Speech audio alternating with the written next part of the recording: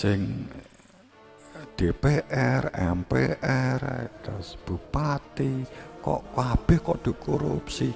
Ya wajar, memang gak mengenal Tuhan kok. Wong mereka itu kopiah mung politik kok. Kopiah itu kan mung pilih nomor 2 kan gitu, pilih nomor 3 kan gitu. Nek wis medhuk kan kopiah dibuang.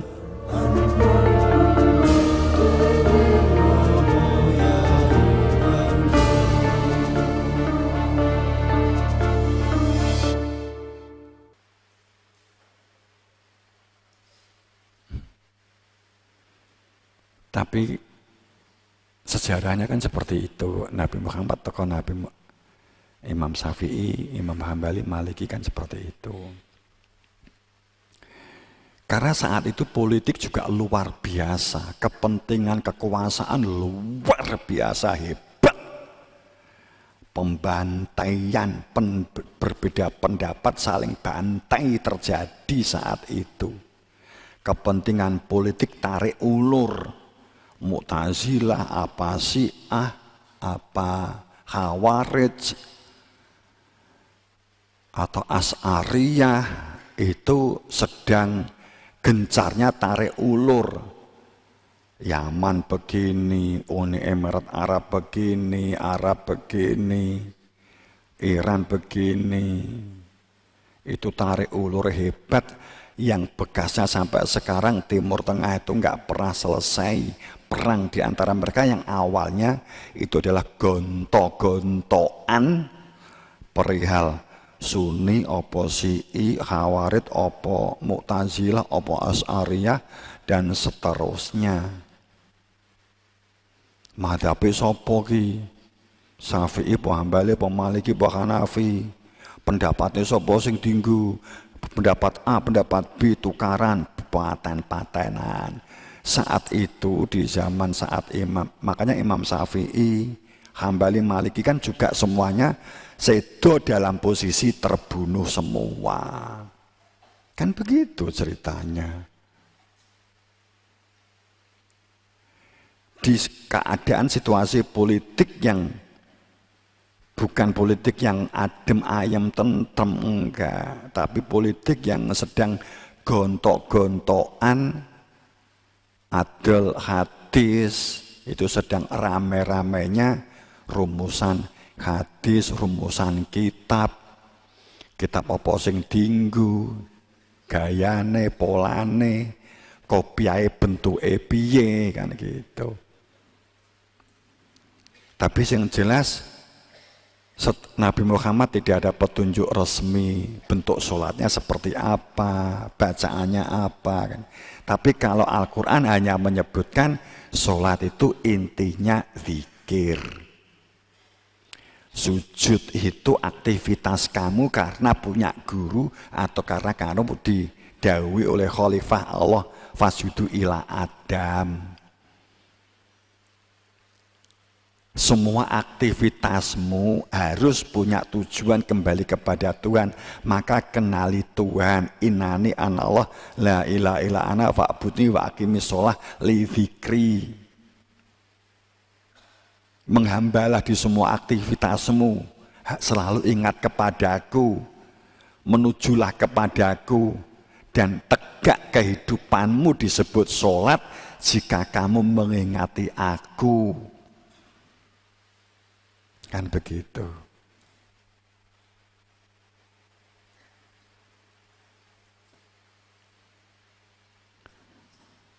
Tapi kalau kita sekarang itu sholat, ya seperti sekarang ini kita kan punya guru kita kan juga sholatnya juga rukuk, sujud dan seterusnya.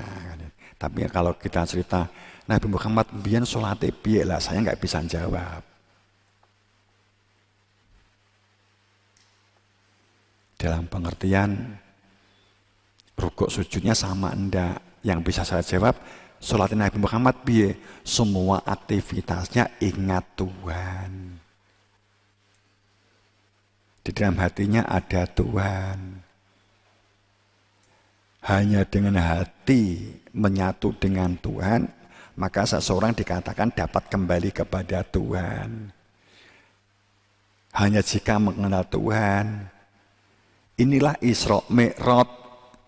Nabi itu hikmah terbesar di dalam Isra Mi'raj itu mulai dari awal sampai akhir Sidratul Muntaha itu Nabi itu punya guru, terbimbing, didampingi langsung oleh gurunya sampai pada titik meninggal dunia di nggone langit pitu di Sidratul Muntaha. Kemudian malaikat Jibril berhenti, tidak ikut sampai ke sowan Gusti Allah. Artinya kalau manusia itu meninggal dunia, guru ini ya gak melu meninggal dunia, begitu loh maksudnya. Sehingga sejak terbentuknya kesadaran Masjidil Haram sampai terbentuknya kesadaran Masjidil Aqsa, itu semuanya didampingi, dibimbing, diarahkan, semuanya dibentuk oleh gurunya tersebut sebagai malaikat Jibril. Malaikat itu hak Tuhan, wilayah Tuhan, cakupan Tuhan. Jibril itu adalah Jabar Eli, menjabarkan tentang Tuhan, menuju kepada Tuhan, di dalam Tuhan, bersama dengan Tuhan. Ini adalah malaikat menjalankan, menjelaskan, menuntun hanya karena perintah Tuhan, menjabarkan tentang Tuhan, didhawuhi Tuhan, dari Tuhan, untuk Tuhan. Jadi bukan karena nafsunya si Jibril, akan tetapi karena perintah. Ini Nabi Muhammad sadar kalau kita sekarang menjadi murid, ya juga punya kesadaran ini.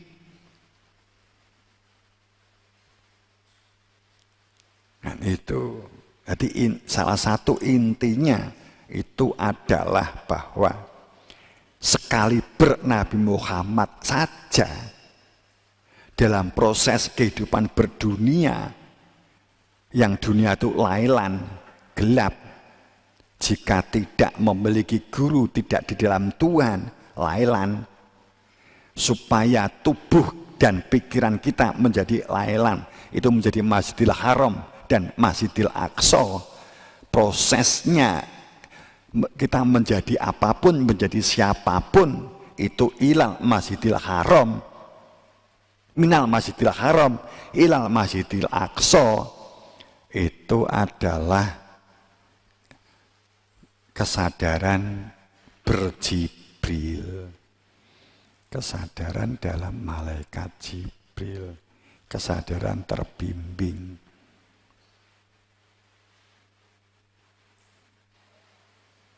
Hikmahnya guru-guru mutlak sampai gerbang kematian dihantarkan gurunya.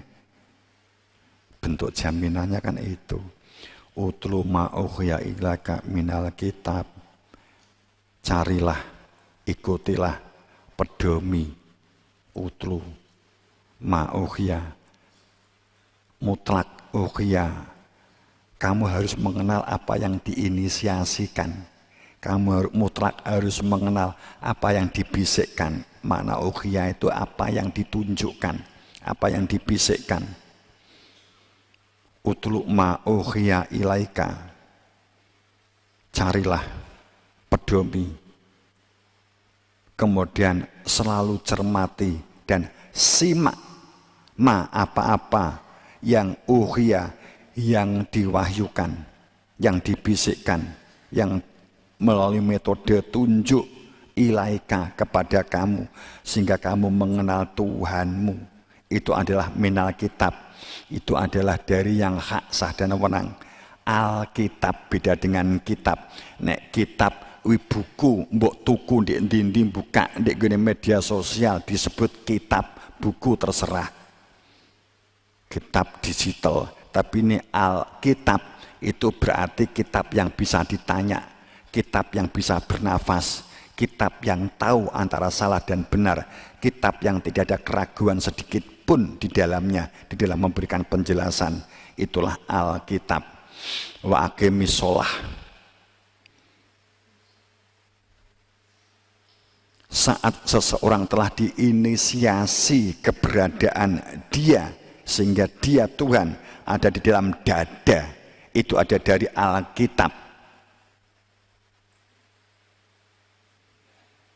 maka menegakkan sholat itu adalah adanya kehadiran Tuhan di dalam dadanya, sehingga semua aktivitasnya adalah menuju kepada Tuhan. Maka sungguh itu dapat disebut sebagai sholat. Hanya jika sholat ada kehadiran Tuhan, tahu tujuan hidup, tahu bagaimana kembali kepada Tuhannya, tahu kepastian alamat kembali kepada Tuhannya, tahu bahwa dunia ini hanya alat. Dunia ini dilakukan dengan sungguh-sungguh, akan tetapi tahu persis bahwa dunia ini hanya alat untuk kemuliaan dan keagungan yang sejati. Karena hidup yang sesungguhnya itu saat setelah kematian. Saat ini semuanya adalah pendidikan. Saat ini adalah semuanya proses. Kehidupan yang sesungguhnya, beruntung dan tidak, itu adalah setelah masa pakai jasad habis di dunia.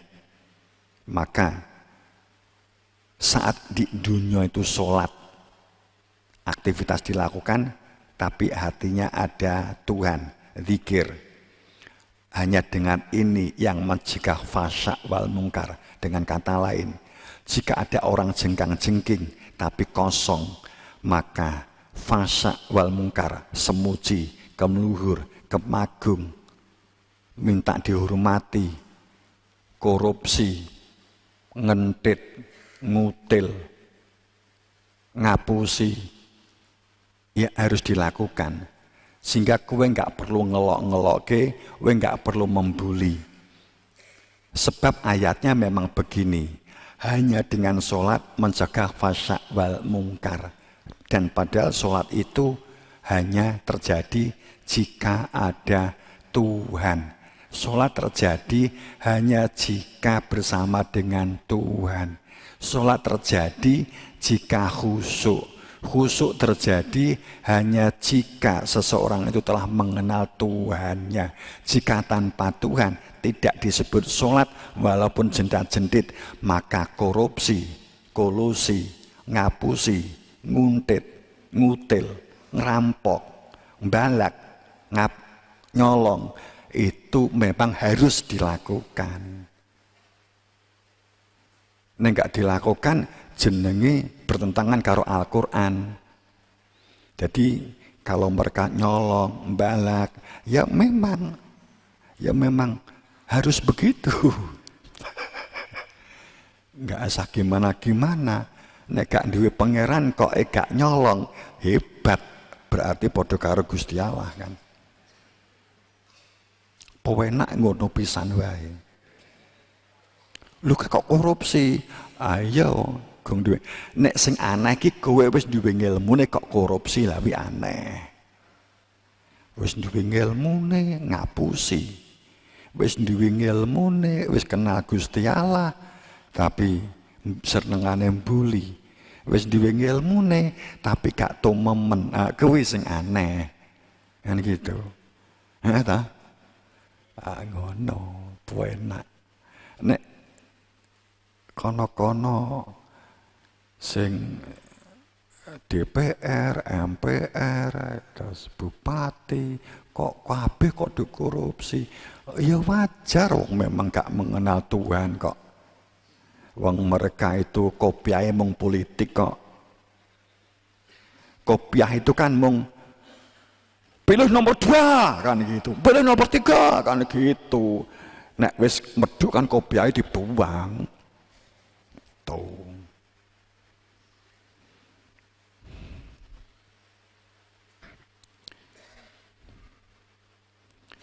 Sorbannya sorban politik, kopiah politik kan gitu. Nek sing gak politik, sorbannya sorban duit, kopiah duit kan gitu. Nek gak jadi dai, jadi apa? Berarti kan Surbane surban kaji, kopiah kaji. Kan ngono tok sih. Ya memang ngono ndek ayate. Ya la mudhari minal hayati dunia.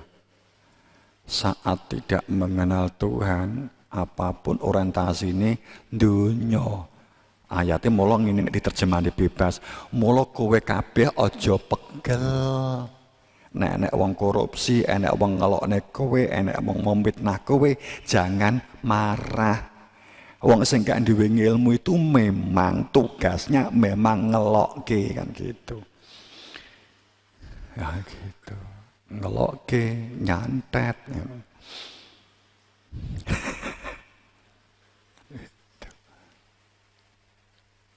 Tapi kok enek wong sing gak duwe ilmu kok apik, oh itu luar biasa gitu loh. Ya ora kabeh. Tapi kan ngono. Tapi kok wis nganti judeg wis ganti presiden, ganti menteri mbuh ping pira, ganti wakil presiden mbuh ping pira. Kok gak ketata-tata korupsine kok panggah wae iki piye yon. Ya memang ayatnya begini. Selama kita belum bisa membuat sebuah sistem evaluasi dan kontrol itu dari dirinya sendiri, yang nggak ada habisnya. Gawe polisi, terus kemudian pengawas polisi, pengawasnya pengawas polisi, pengawasnya polisi, pengawasnya polisi kan ngono terus. Karena entek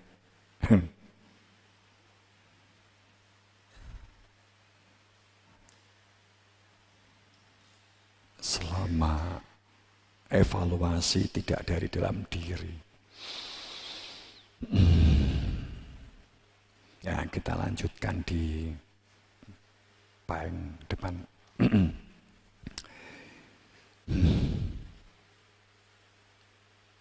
Tapi intinya sholat kan itu.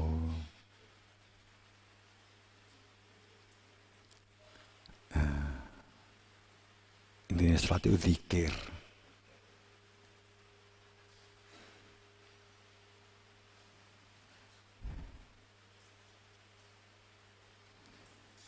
Semoga dalam ridhonya, dalam maghfirahnya, dalam ampunannya, kita bangun bebarengan, kita bangun kebersamaan, kita bangun kekeluargaan. Kita tetap membangun kehidupan sosial kolektif yang baik, lingkungan yang baik. Tidak wajar bagi mereka yang berproses kembali kepada Allah, kemudian kita merusak lingkungan. Makanya kita juga membantu, menolong siapapun. Kita tidak melihat keyakinan, kepercayaan, agama, semuanya ya. Yang bisa kita bantu, kita tolong selama kamu mampu menolong, mampu membantu.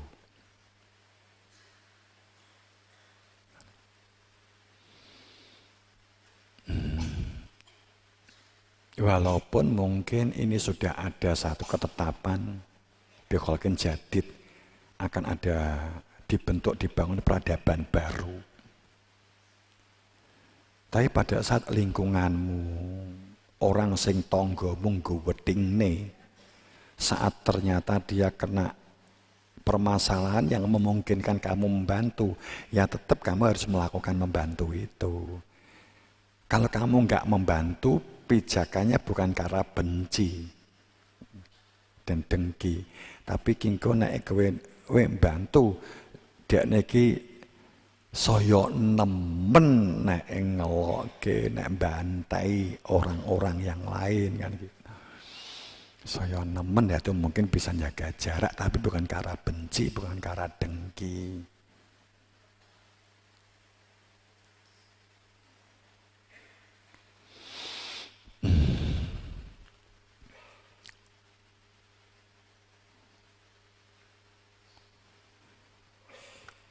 Jadi kebencanaan anomali itu pasti terjadi. Karena untuk tentang kebenaran,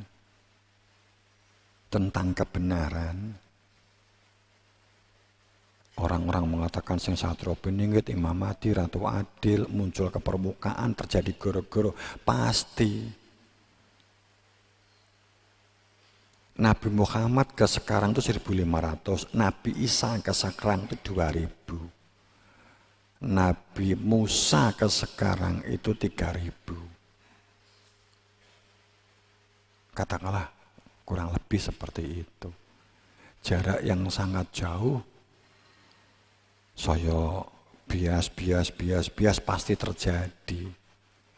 Diluruskan oleh kebenaran saat Nabi Musa, Nabi Isa kemudian menyampaikan, meluruskan. Kalau kamu ingin tahu ajaran Nabi Musa yang sebenarnya itu begini loh.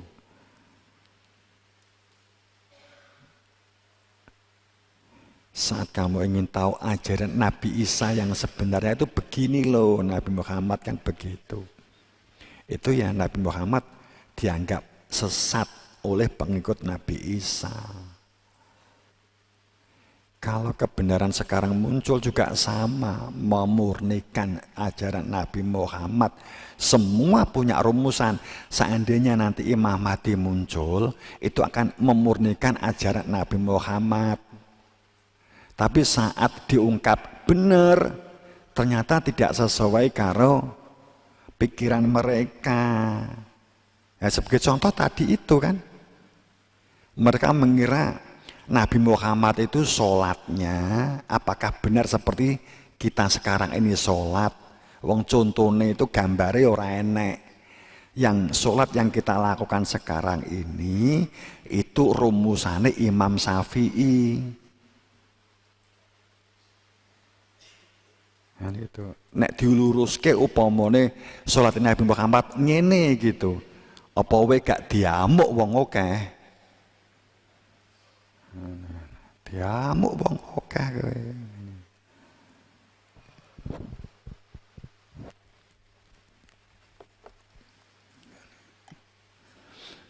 Tapi nek mereka di media sosial nanti Imam Mahdi meluruskan, tapi bayangannya sesuai karo pikiran dia.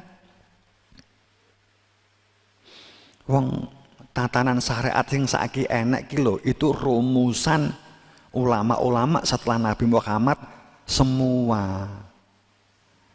Jumlah zakat berapa persen, sholat, itu. Isra Mi'raj itu nek diulas kan banyak keganjilan. Nabi Muhammad itu berangkat ke Sidratul Muntaha itu bi'abdihi, ning nyatane bantan-bantan karo Gusti Allah. Zakat tang 25, tang 10, 35, 30, selawe, 20. Awak dhewe iki duwe nabi katanya asrobi abdihi, perjalanan dengan penghambaan. Ning bantah-bantahan. Kepindho Nabi Muhammad itu ngopo kok Nabi Musa? Wong enek selawe nabi loh ya. Kenapa kok Nabi Musa? Karena Nabi Musa itu nabinya orang Yahudi. Sehingga dengan Isra Mi'raj itu dimusakan, sehingga kita sebagai umat Islam sekarang ini nggak akan pernah menang karo Israel. Karena kita punya hutang budi besar. Seandainya wong Israel yang notabene-nya adalah Nabi Musa, sholatmu ping 50 modar gue. Makanya kamu harus bersyukur kepada orang Israel. Seharusnya kita kasih hadiah ke Nabi Musa melalui orang Israel sekarang. Karena kita sholat 5 waktu ini karena Nabi Musa itu adalah orang Israel. Alhamdulillah. Kalau Nabi Muhammad gak ketemu Nabi Musa, sholatmu ping 50. Ping 50 hitungan dhewe ping 50 per setengah jam luwe ya toh 24 jam selawe jadi 25 waktu 50 waktu modar sampean mesti keluwen mesti wong mati kabeh gak nyambut gawe kok wis ora nek wong salat. Alhamdulillah kok ketemu wong Israel. Kemudian wong Israel ngomong, kamu harusnya terima kasih karena gara-gara nabiku kamu sholatnya 5 waktu. Coba kalau masih seket, hei wong Islam, gua rono-rono karo aku kan ngono.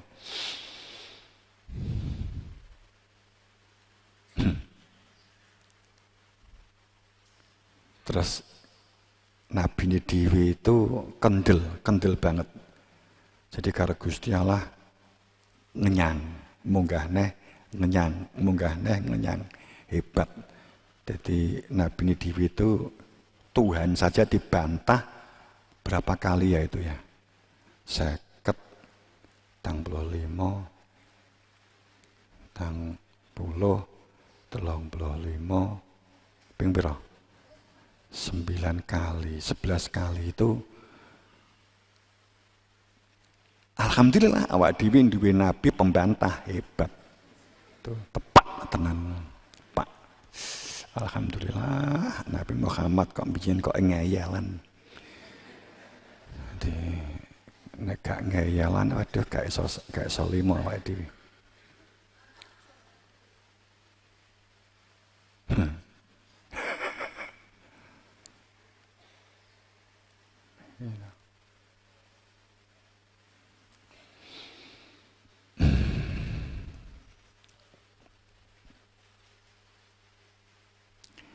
Nabi Muhammad itu sadurunge Isra Mi'raj Nabi Haram ke Masjidil Aqsa mimpin sholat. Kemudian di gone langit mimpin sholat asar ya. Sholat mimpin sholat. Teko dhuwur enek perintah sholat, lah mung sholat apa?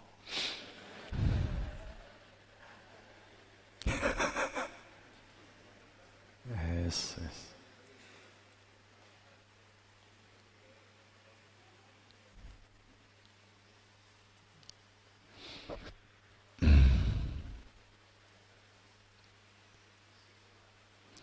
Sing dimasalahke di Isra Mi'raj yang lain itu sak ragane apa ora.